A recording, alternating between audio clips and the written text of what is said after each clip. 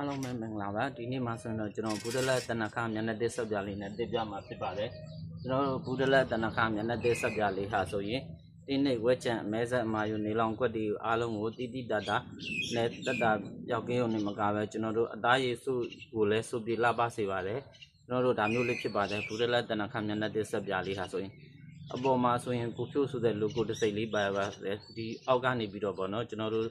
ဒီရှင်မြုပ်အိတ်လေးရှိပါတယ်ဒီရှင်မြုပ်အိတ်လေးနဲ့ပုတ်ပြီးတော့တင်ပြမှာဖြစ်ပါတယ်ကျွန်တော်ရှင်မြုပ်အိတ်လေးထဲမှာရေလေးဒါမျိုးလေးစွတ်ပြီးတော့ပေါ့နော်ဒါမျိုးလေးပုတ်ပြီးတော့ပဲကျွန်တော်တို့သိရမှာဖြစ်ပါတယ်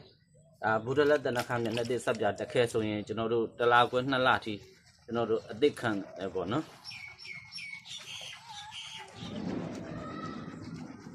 ကျွန်တော်ဒါမျိုးလေးတွေရှင်မြုပ်ထွက်အားလည်းအရန်ကောင်းပါလေကျွန်တော်တို့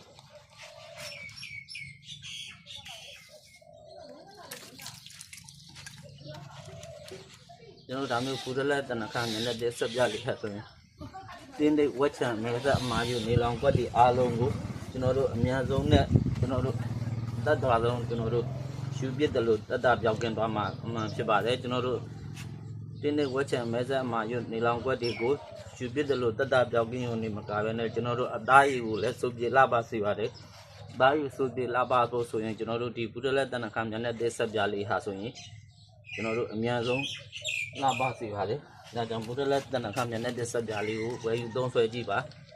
တအိမ်မှာတစ်ခဲဒီလောက်ကတော့မဖြစ်မနေဝယ်ထားတဲ့ပေါ့နော်ကျွန်တော်တို့ဒီဘူဒလက်တနခါမျက်နှာတစ်ဆက်ပြလေးဟာဆိုပြီးအရန်ကိုကောင်းမွန်ပါတယ်ဒါကြောင့်မလို့တိုက်တွန်းတာဖြစ်ပါတယ်ကိုယ်တိုင်စမ်းသပ်ပြီးတော့မှကြိုက်နေတယ်လို့မလို့ကျွန်တော်တို့ဈေးကွက်ကိုတင်ချရောင်းချခြင်းဖြစ်ပါတယ်